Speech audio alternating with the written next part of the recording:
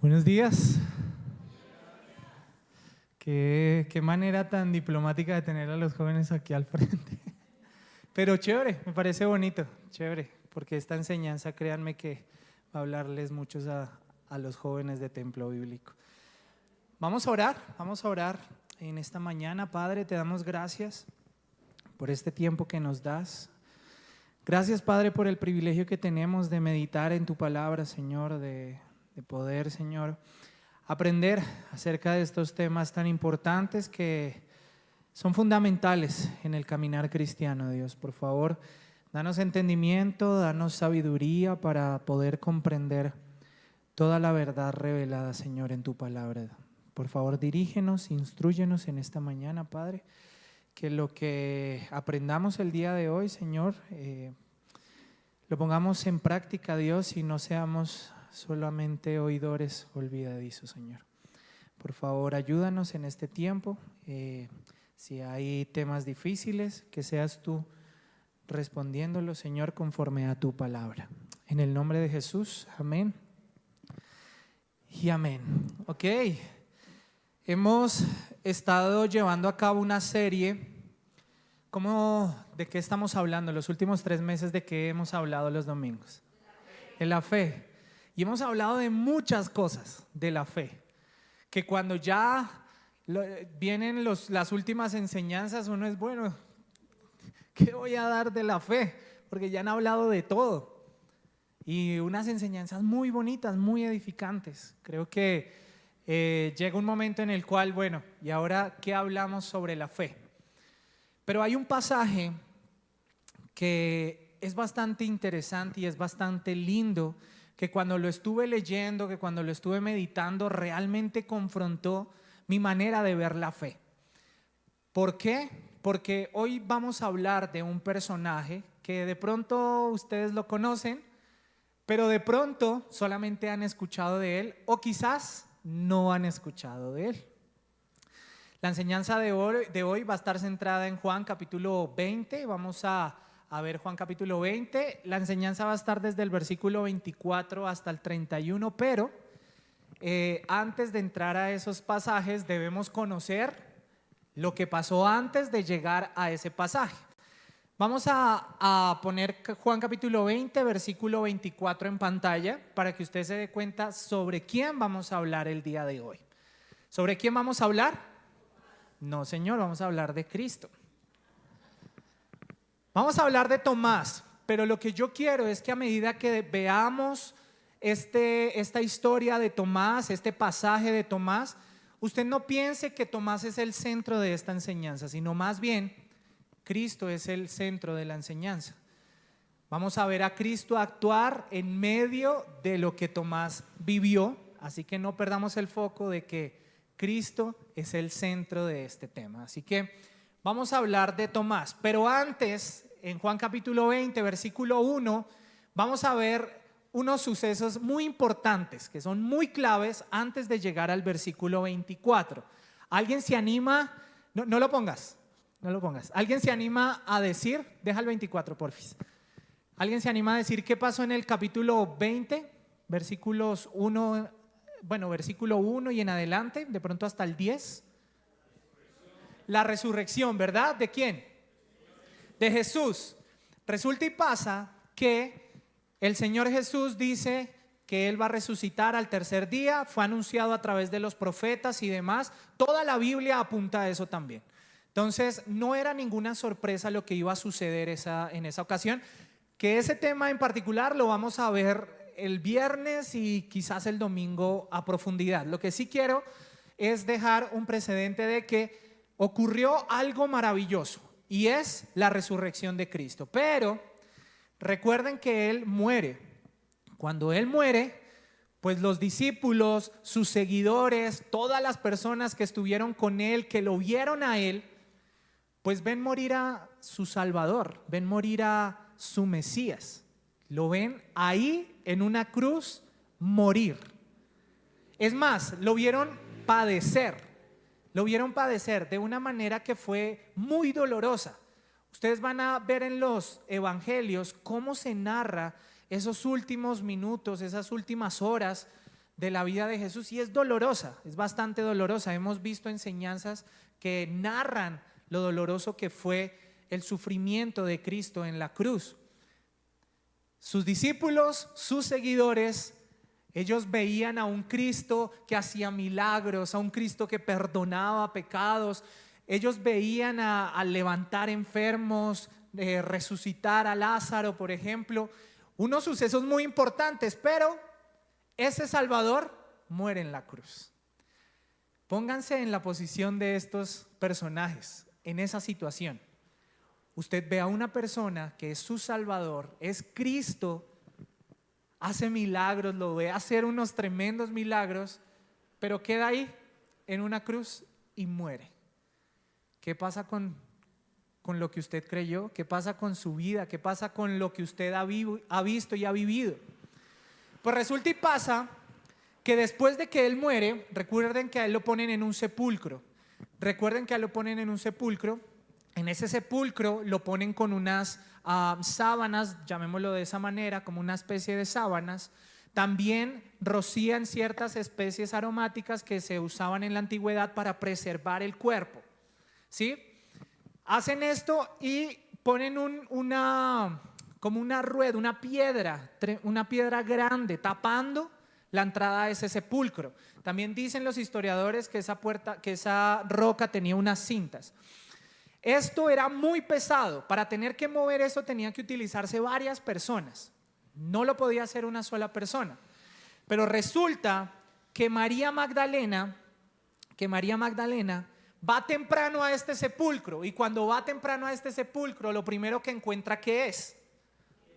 Una piedra que se movió, ¿cierto? Una piedra que se movió. Esa es una primera señal. Pero aparte de eso, ella se asoma y ¿qué ve? No ve el cuerpo de Jesús ahí. No ve el cuerpo de Jesús. Ella se asombra, ella solamente ve los lienzos ahí, ella se asombra, y lo primero que hace María Magdalena, ¿qué es? Es ir a correr a avisarle a dos personas, a Pedro y al discípulo amado. Corre a decirles, bueno, yo acabo de ir allá y créanme que no está el cuerpo del Señor Jesús, la piedra está removida. Pues bueno, van estas dos personas allá y se dan cuenta que es verdad lo que decía María Magdalena. Ahora, después Jesús se aparece a una persona. ¿A quién fue? A María Magdalena, ¿cierto? Versículos 11 al 18 del mismo capítulo. Usted va a encontrar que él se aparece a María Magdalena, pero María estaba llorando, ella estaba en un profundo dolor, ella la estaba pasando mal. Su Salvador acaba de morir. Ella la está pasando realmente mal, tiene dolor, tiene confusión, pero cuando ve a Jesús, ella no lo reconoce, no reconoce a Jesús. Pero Jesús la llama por nombre y le dice, María. Inmediatamente, ¿qué pasa con María? Puf, pero es inmediato. De ese dolor, de esa depresión, de esa tristeza que tenía ahí, fue una convicción en un instante, inmediatamente. Después de Jesús aparecérsele a María, ¿se le aparece a quién? Según la narrativa de Juan, se le aparece a los discípulos. Se le aparece a los discípulos. Los discípulos, ¿en dónde estaban? Eso está en el versículo 19 al 23. Ellos estaban en el aposento alto, pero estaban con las puertas abiertas o cerradas. Estaban con las puertas cerradas, porque resulta y pasa que ellos tenían miedo. Tenían miedo primero porque su Mesías acababa de morir. Número uno, acababa de morir a manos del ejército romano, pero incendiado por el pueblo ¿qué? Judío. Tenían miedo. Se encierran, están en el aposento alto, sí, pero ellos están encerrados con miedo. Y después Jesús se aparece en medio de ellos. ¡Pum! ¿Y cuál es la palabra que le dice Jesús a los discípulos? Paz a vosotros. Paz a vosotros. Se aparece a los discípulos, pero resulta y pasa que en esa reunión que ellos tenían había una persona que no estaba con los discípulos. ¿Quién era? Tomás. Los discípulos ven a Jesús, ven sus manos, ven su costado, ven todo esto y dicen, wow, es Jesús. Jesús se aparece a ellos. Pero Tomás no estaba ahí. Los discípulos van y le dicen a Tomás lo que pasó. Y ahí es cuando entramos al versículo 24. Ese es el contexto para poder entrar al versículo 24. Vamos a leerlo, vamos a desarrollarlo de una manera expositiva texto a texto y vamos a ir revisando qué es lo que el Señor nos habla en esta mañana. Ahora recuerden que vamos a hablar de Tomás, pero tenemos que ver a Cristo en medio de lo que pasó con Tomás. Ahora sí, entendiendo este contexto, vamos al versículo 24. Pero Tomás, uno de los 12, llamado Dídimo, no estaba con ellos cuando Jesús vino. La palabra no registra por qué él no estaba, simplemente no estaba.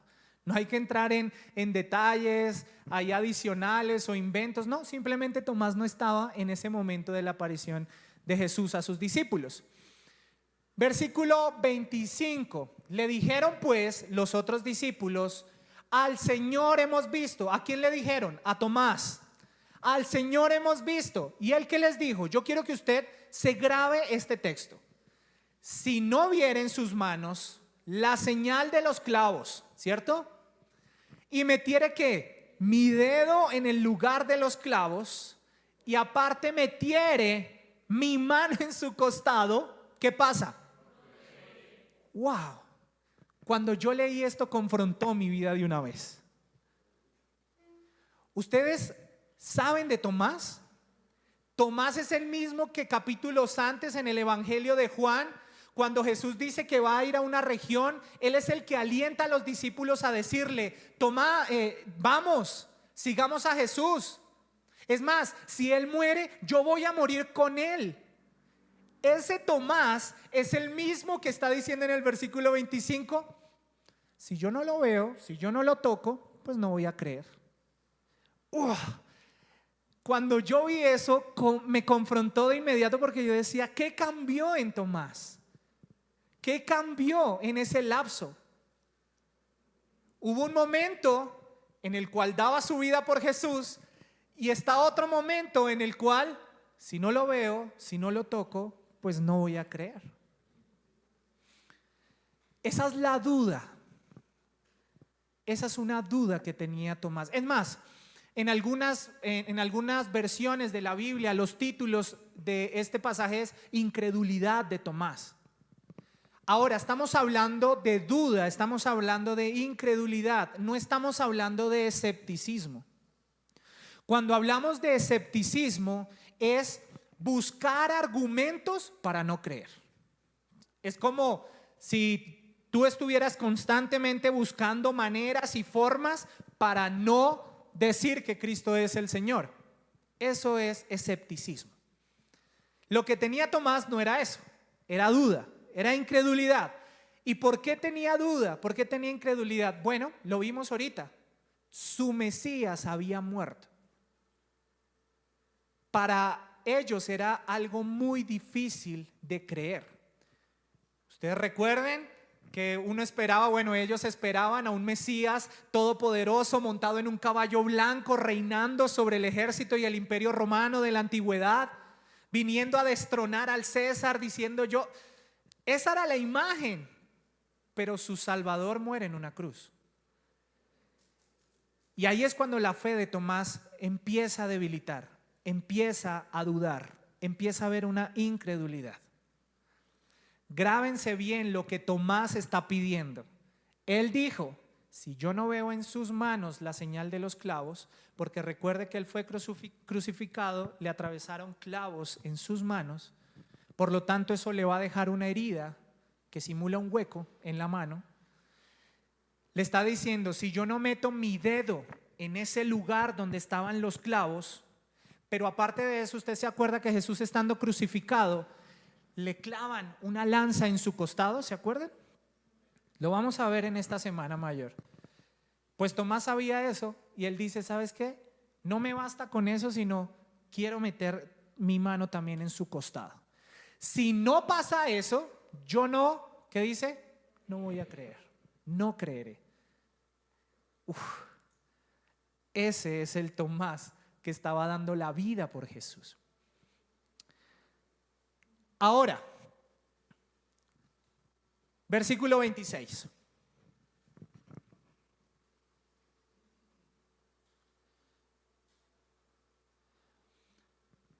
¿Cuántos días pasaron? 8 días pasaron después de la aparición de Jesús a sus discípulos. 8 días pasaron. Esto es muy importante porque, número uno, el Señor permitió que Tomás tuviera esa duda durante 8 días. Jesús pudo haberse aparecido unas horas después de los discípulos, ir a Tomás, o simplemente no aparecerse. Él podía hacer lo que le placía, pero el Señor espera 8 días después. Y es interesante porque 8 días después, Tomás iba a estar en el mismo lugar en el cual estaban los discípulos 8 días antes, junto con ellos. ¿Que dónde estaban? En el aposento alto. ¿Qué se hacía en el aposento alto? ¿Alguien sabe? Oraban, ¿qué más? Se congregaban.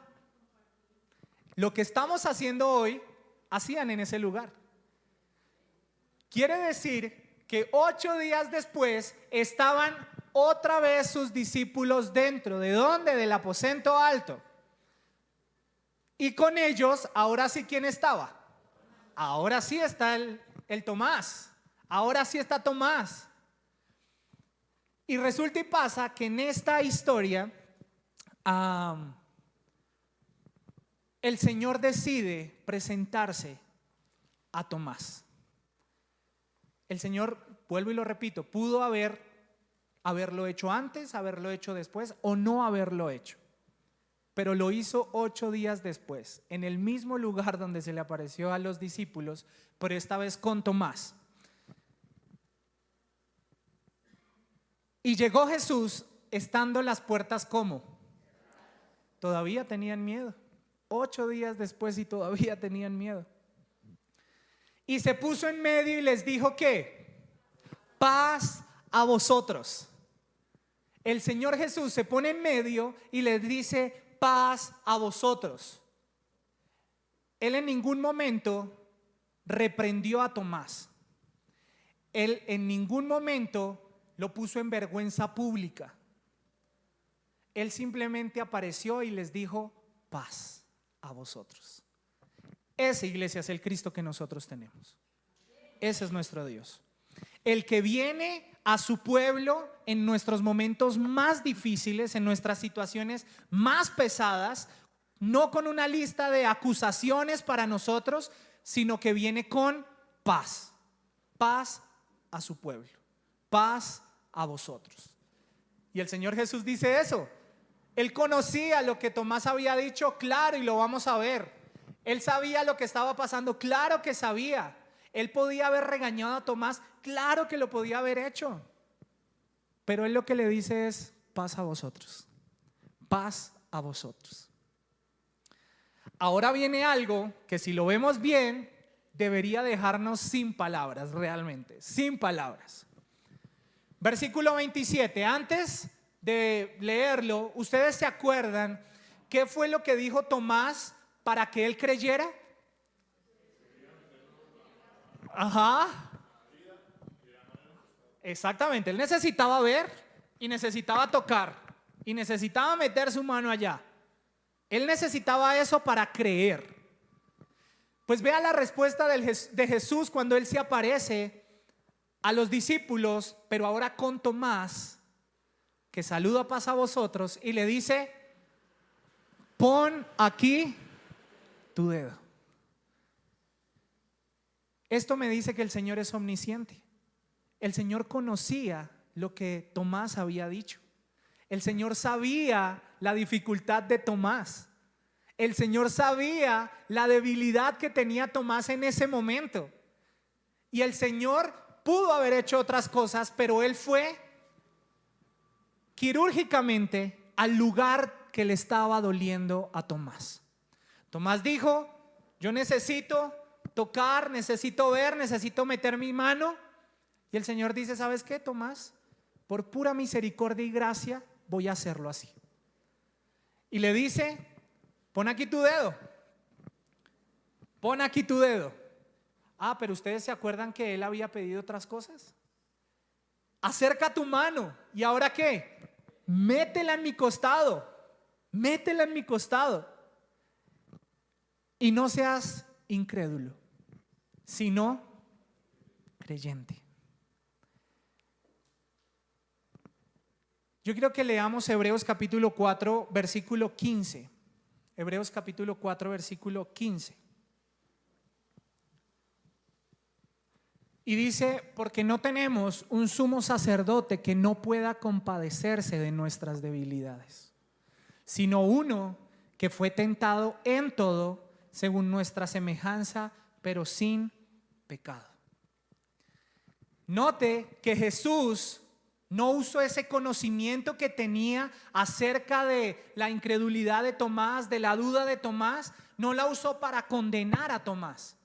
Él usó ese conocimiento que tenía de Tomás, lo usó para tener un encuentro con él.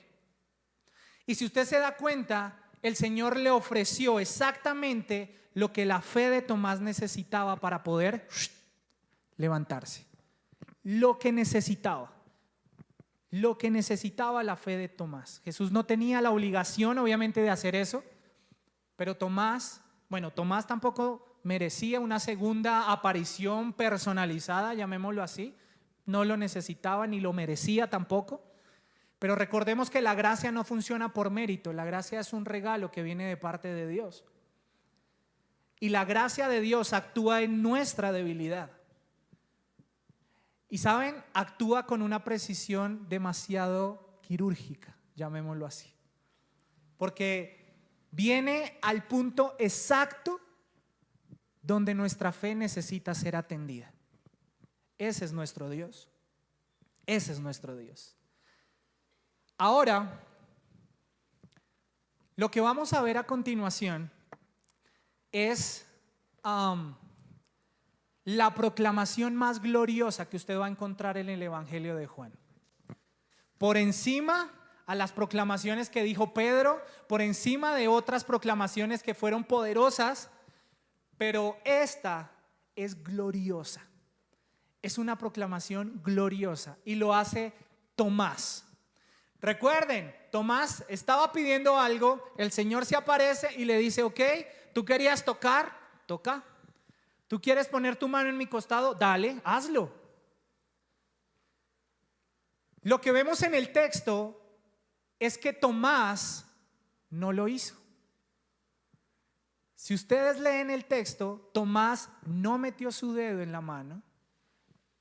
Tomás no metió su mano en el costado, sino simplemente, así como sucedió con Jesús en la aparición con María, con los demás que lo vieron y dijeron, wow, este es el Señor. Pasó exactamente lo mismo con Tomás. Él estaba pidiendo algo y él lo pudo haber hecho, pero la reacción inmediata a tener un encuentro real con el Señor Jesús no es quedar igual, iglesia. Tu vida tiene que cambiar cuando tienes un encuentro con el Señor. Y yo digo esto no porque tiene que cambiar a tener posesiones, carros, casas, dinero, que si el Señor provee, gloria a Dios por eso. Me refiero a que tu vida debe cambiar cuando tienes un encuentro con el Señor. Porque sería muy incoherente que tú digas ser cristiano y hacer las cosas que el Señor aborrece. Eso está como la pareja de esposos, que la esposa no le gusta, no sé, los chocolates, pero el esposo todos los días le lleva chocolates. Todos los días. Y la esposa, pero mi amor, es que a mí no me gustan los chocolates. Ah, mi amor, pero te compré chocolates. ¿A quién le gusta mi tita? Y es lo que se ve. Esos son los cristianos nominales, se le llama eso, que son los cristianos de nombre, que dicen creer en Dios, dicen, y aquí ustedes los van a ver levantando las manos y haciendo un montón de cosas, Pero en su vida privada, ¿será que su vida sí está volcada al señorío de Dios? Porque ese es el encuentro que tuvo Tomás con el Señor en esta aparición. En el versículo 28, usted no va a ver que Tomás va y toca la mano y mete la mano en su costado. No lo hace. Simplemente con esa aparición del Señor diciéndole: ven, Tomás, pasa a vosotros, ven. Tú querías esto, hazlo. Tomás no lo hizo, sino que da la declaración más poderosa y gloriosa. ¿Que cuál es? Señor mío, Dios mío. Él estaba solo. ¿Con quién estaba Tomás? Con los discípulos, ¿cierto? Pero fue un encuentro tan personal. Es más, el Señor se apareció solo a Tomás. Estaban todos ahí. Es como si el Señor en este momento apareciera acá. Todos están aquí. Pero la declaración de Tomás fue personal. Fue una declaración poderosa que le dijo: Señor mío y Dios mío. No de todos los que están aquí, es mío. No me lo quita nadie, es mío. Como cuando uno le dice a mi esposa, cuando yo le digo a mi esposa: tú eres mía, mi amor, te amo, mía. Es mi Señor y mi Dios. La cuestión es que hoy en día hemos perdido el significado de lo que es esa palabra Señor mío, Dios mío. En la antigüedad, recuerden que a los cristianos que eran perseguidos por el Imperio Romano y demás, los llevaban a un coliseo. Los llevaban a un coliseo. Les iban a soltar a las fieras para que las fieras se los comieran, los mataran y demás. En la antigüedad, ¿no? Y resulta y pasa que ellos, estando ahí enfrente de los guardias romanos y demás, le hacían una pequeña pregunta y les decían: simplemente di que el César es tu Señor.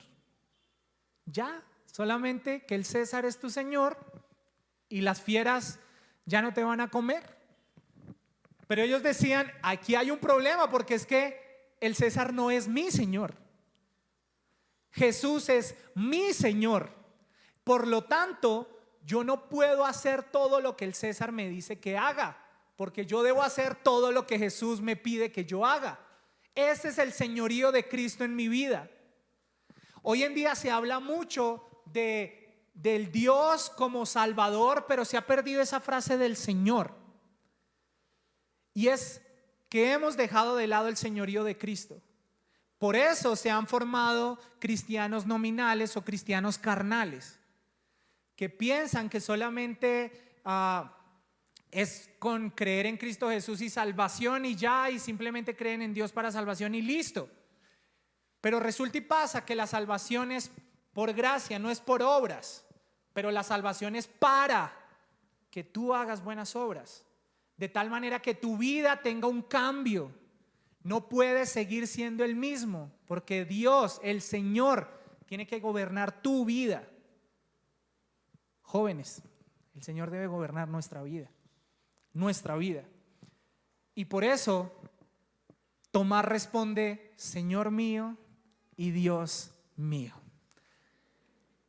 El fuego que necesitaba para encender otra vez esa fe que estaba cayendo y que estaba bajita de Tomás, se encendió de tal manera que produjo la adoración más tremenda. Fue lindo ver, bueno, es lindo leer cómo Tomás dice estas palabras: Señor mío y Dios mío.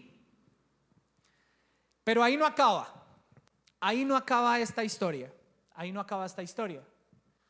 Porque recuerden que Tomás, si se está hablando de Tomás, estamos hablando de la vida de Tomás un poquito, de la duda de Tomás, de la incredulidad de Tomás, pero recuerden que el Señor es el foco principal de esta historia. Y la historia ahí no acaba. Hasta el momento que hemos visto, y yo quiero que usted me ayude a recapitular, en el versículo 25, aparte de todo el contexto que vimos, en el versículo 25 vimos que Tomás les dice a los discípulos: ¿sabes qué? Yo no vi a Jesús. Si yo no veo la señal, si yo no meto mi dedo, si no meto mi mano, pues yo no voy a creer. Eso es lo que dice Tomás. En el versículo 26 vemos que después de varios días, quiere decir que después de varios días que Tomás tenía esa duda en su corazón y en su cabeza, estando en el mismo lugar con los discípulos a puerta cerrada en el aposento alto, ocurre algo. ¿Qué es? Jesús viene. Y aquí hay algo importante, iglesia, y es que nosotros no vemos en la historia que sea Tomás el que está buscando al Señor, porque hay que dejar algo en claro, y es que es el Señor el que viene al encuentro. El Señor es el que te busca, el Señor es el que nos encuentra a nosotros. Ustedes se dieron cuenta, el Señor fue el que empezó a buscarlos a todo el mundo. Se apareció a varias personas, fue el Señor, tanto así que no lo reconocieron algunos. En el versículo 26, en vez de lanzar algo condenatorio para Tomás debido a su duda, debido a su incredulidad, pues el Señor Jesús lo que dice es: paz a vosotros. Y habiendo dicho esto, versículo 27, le dijo a Tomás: ok, en el versículo 25 tú habías pedido esto y esto y esto. El Señor, que como es omnisciente y Él sabía todo esto, le dice: ok, Tomás, hazlo. Tú estabas pidiendo eso, hazlo. Pero Tomás no lo hace. Le sirve solamente el encuentro personal con el Señor, cara a cara con Él, para darse cuenta que él estaba mal. Pero era el fuego que necesitaba su fe para volverse a encender, para que en el versículo 28 pudiera decir, aún sin tocar: Señor mío y Dios mío. ¿Hasta ahí vamos bien? ¿O ya están dormidos? A veces dijeron por ahí. La historia no termina ahí, vamos al versículo 29. El versículo 29, muchas personas ven este texto como un regaño hacia Tomás. Y tiene un poquito que ver, pero no es del todo cierto. Porque este texto no es para hacer énfasis en Tomás, es para hacer énfasis en el resto de las personas. Quiere decir nosotros. Ya vamos a explicar eso. Versículo 29, Jesús le dijo. ¿A quién le dijo? ¿A quién? A Tomás. ¿Y qué le dijo? Porque me has visto, Tomás, ¿qué? Creíste. Esto es como un pequeño regaño, pero no es un regaño, porque lo importante del texto es lo que viene después. Bienaventurados los que no vieron y creyeron. Esta parte es la que entra para todos nosotros, iglesia. Para todos nosotros. La pregunta que yo les hago, con confianza respóndame: ¿ustedes vieron las marcas, las heridas del Señor Jesús? ¿Ustedes han tenido la posibilidad de meter su dedo en las heridas del Señor Jesús? ¿Ustedes metieron la mano en el costado? ¿Ustedes fueron testigos oculares? ¿Ustedes fueron testigos oculares de la resurrección de Cristo? Y entonces, bienaventurados los que no vieron y creyeron. Amén. Amén.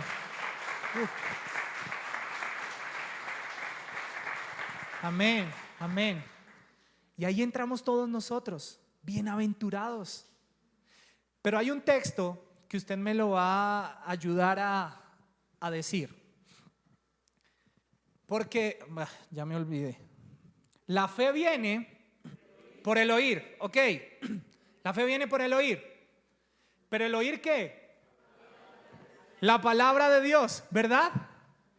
Quiere decir que el día de hoy, en esa época hubo una revelación especial por parte del Señor a las personas, pero Él reveló todo lo que tenía que revelar en su palabra, en la Biblia, lo que usted tiene en sus manos. Esa es la revelación de Dios para nosotros. Quiere decir que la fe viene por el oír, pues es por el oír la palabra de Dios, la revelación de Dios que dio para su vida. Esa es la palabra de Dios. Y la fe viene por el oír esa palabra. Quiere decir que nosotros no vimos todas esas proezas que ocurrieron. Y esta mañana yo les decía al servicio de la mañana que a mí se me pondría la piel chinita. Imagínense, no sé, remontémonos y hablemos de algunas cosas. El Señor resucitando a Lázaro. Imagínese usted ver eso, en esa escena. Usted ver a Lázaro allá y después ver al Señor diciéndole, sal, Él está vivo. Y después ver a Lázaro así como si nada. Eso para mí, no sé, me genera impresión. O la escena, no sé, donde hay un endemoniado y el Señor liberándolo, y ver a los demonios también con ese temor. Tremendo, ¿ah? Tremendo. Ahora imagínense el Señor apareciéndose después de haber muerto, resucitando al tercer día con poder y gloria, mostrándose así a sus discípulos. No, eso debe ser tremendo. Pero nosotros no lo vimos. Pero está su palabra. Y por medio de la palabra es que se produce esa fe. Fe en nosotros. Fe en Cristo Jesús, perdón. Sí, Señor.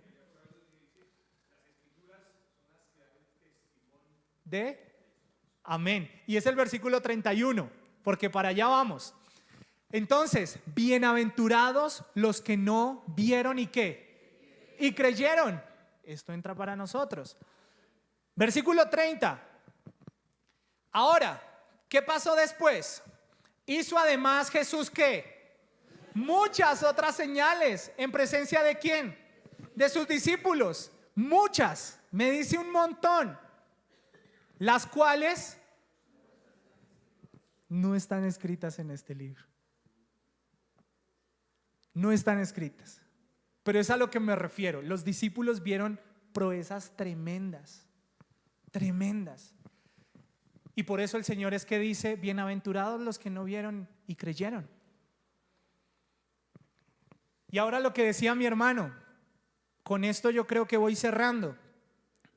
Con esto yo voy cerrando, sí, con esto voy cerrando. En el versículo 31, lo que decía mi hermano, pero estas cosas se han escrito, ¿para qué? Para que creáis que ¿qué? Que Jesús es el Cristo, es el Hijo de Dios. ¿Y para qué?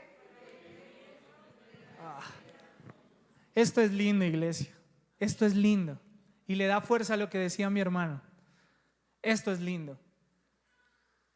Cuando usted ve cómo empieza Juan capítulo 1, versículo 1, ¿usted sabe cómo empieza? En el principio era el verbo, y el verbo era con Dios, y el verbo era Dios. Y en los pasajes finales vemos una declaración lindísima: Señor mío, Dios mío. Y en el versículo 31 de ese mismo libro, porque es como termina, lo que vamos a ver es: esas cosas se han escrito para que crean. ¿Y para que crean qué? Que Jesús es el Cristo. ¿Y qué? Es el Hijo de Dios. Y para que creyendo tengan vida en su nombre. Esto es glorioso, iglesia. Y esto va para nosotros. Esto va para nosotros. Ahora, la pregunta que surge viendo el tema de Tomás, viendo el tema del Señor Jesús en estos pasajes que son corticos, es: ¿qué hacemos cuando la duda llega a nuestra vida? ¿Qué hacemos cuando la duda llega? Porque no somos exentos a que pase, iglesia. Es más, no va a hablar de tecnicismos, pero cuando usted está leyendo su palabra, el enemigo puede poner pensamientos en su cabeza de decir, un ejemplo: ¿y si lo que estoy leyendo no es cierto? ¿Y si el Dios que nosotros adoramos no es el verdadero? ¿Y si el Dios real es el de, no sé, por allá los de la India? El enemigo puede poner pensamientos en nuestra cabeza. Y sucede, iglesia. No estamos exentos. No estamos exentos. ¿Qué hacemos cuando la duda llega? ¿Qué podemos aprender de la vida de Tomás cuando la duda llega? Yo les voy a dar cuatro respuestas. La primera, cuando la duda llega, iglesia, es permanece en la comunidad. Tomás no se fue de la iglesia. Tomás no se fue de la congregación. La duda de Tomás era real, era real. Él dijo, no creeré si no pasa esto. Pero él no se fue de la iglesia. Tanto así que con dudas y todo estaba 8 días después en el aposento alto reunido con sus discípulos. Él no se fue de la iglesia. Así que si estás pasando un momento de duda, de debilidad en la fe, de alguna circunstancia que haga tambalear un poco, bueno, no te aísles, no te vayas de la iglesia. Porque la iglesia no es solamente para las personas que se sienten fuertes. No, es especialmente para los que están en el valle, en la dificultad. Es un lugar donde Dios ha prometido actuar a través de su palabra. Hay una frase que dice un autor, me excuso, no me acuerdo el nombre del autor en su libro, pero él dice que la iglesia no es un museo de corazones perfectos, sino es un hospital de corazones necesitados de la mano de Dios. Así que no te aísles. Necesitamos esto.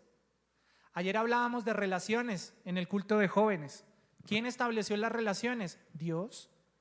No es bueno que el hombre esté solo. Y como no es bueno que esté solo, ¿qué voy a hacer? Una ayuda idónea, adecuada para él. Primero, permanece en la comunidad. No te aísles. No te vayas de la iglesia. Porque funciona como el carbón en un asado. A mí me gustan los asados, perdón. Pero cuando el carbón está en la llama, así con los otros carbones encendidos, ese carbón es rojo, está prendido.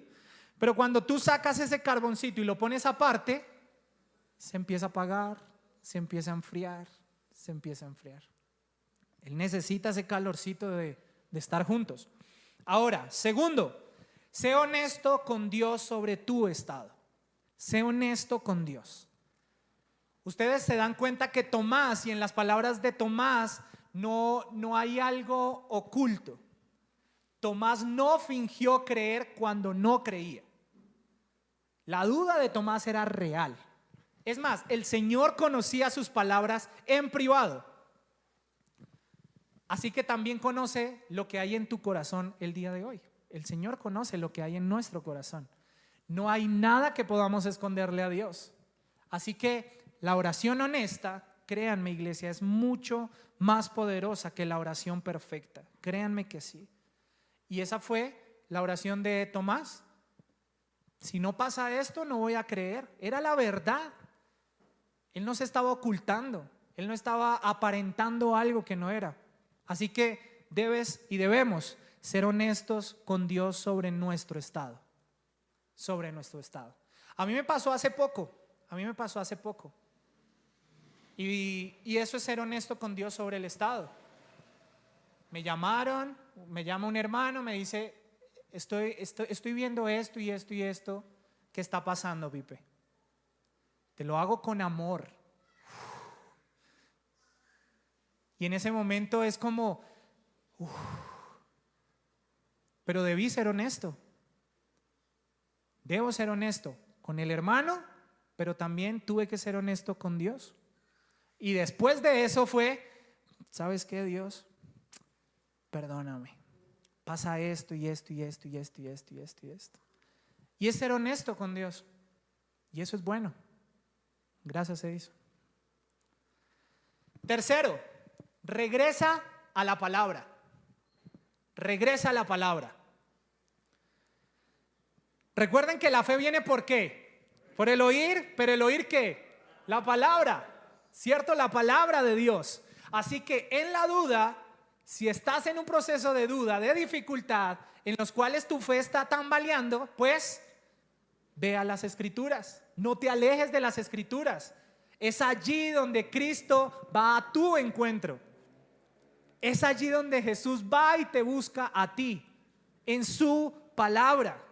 Es más, Juan escribió todo este libro para que creyeras. Juan 20:31.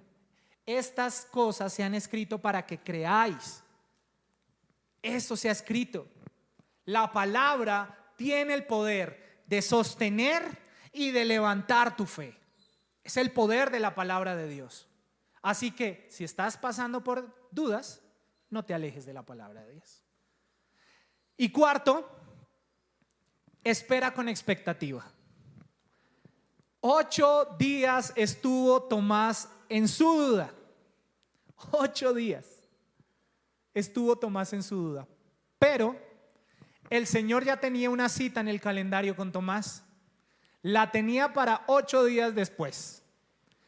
Así que la misma gracia, iglesia, la misma gracia que comenzó la fe en ti, créeme que la va a sostener y créeme que la va a terminar. Esa misma gracia que empezó la fe en ti, créeme que la sostiene y créeme que la termina. Por algo es que hay un texto muy famoso, Filipenses capítulo 1 versículo 6. ¿Lo sabemos de memoria o no?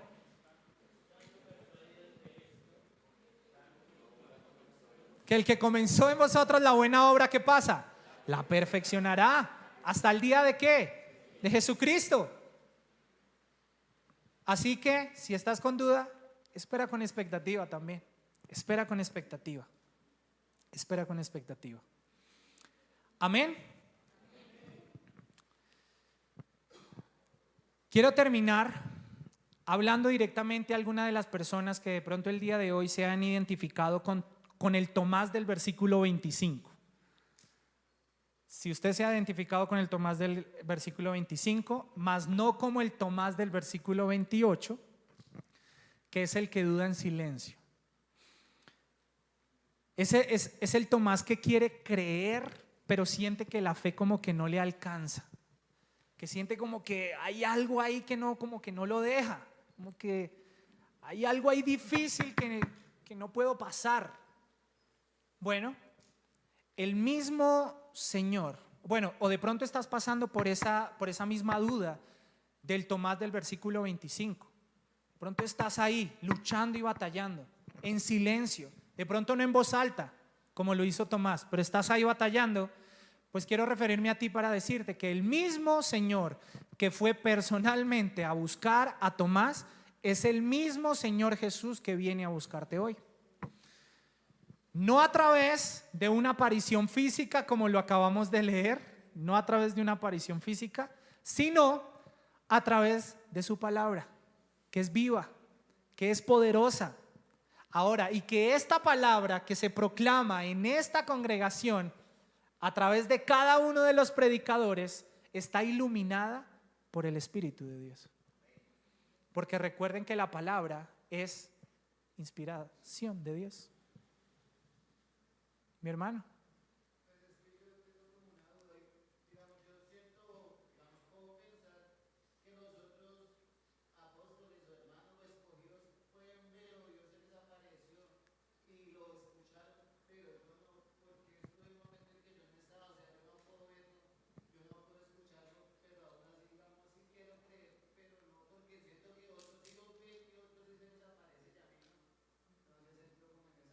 Y eso, claro, y es muy honesta esa pregunta de pronto, lo que tú dices. ¿Por qué es muy honesta? Porque era lo que estaba viviendo Tomás. A los discípulos se les apareció allá, Tomás no estaba ahí, lastimosamente, pero se les apareció, que Tomás dice, no, hasta que yo no vea esto.